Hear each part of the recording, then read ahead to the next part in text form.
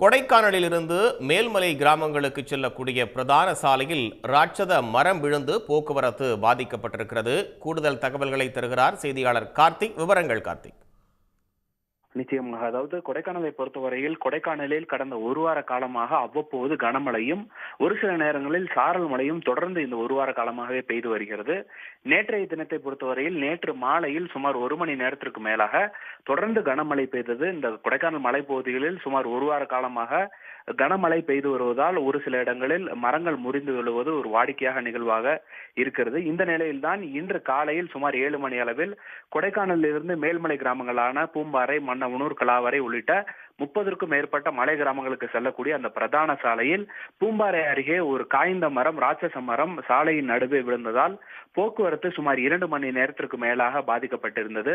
அந்த பகுதிக்கு விரைந்து வந்த வனத்துறையினர் அந்த பகுதியில் இருக்கக்கூடிய அந்த மரத்தை வெட்டி அகற்றிய பிறகு சுமார் 2 மணி நேரத்திற்கு பிறகு இந்த போக்குவரத்தானது தற்போது சீர் செய்யப்பட்டிருக்கிறது. மேலும் ராட்சச மரம் முறிந்து விழுந்ததால் மேல்மலை கிராமங்களுக்கு செல்லக்கூடிய சுற்றுலா பயணிகள் மற்றும் அந்த பகுதியில் இருந்து வரக்கூடிய விவசாயிகள் இந்த போக்குவரத்து இடையூறு ஏற்பட்டு இருக்கிறது.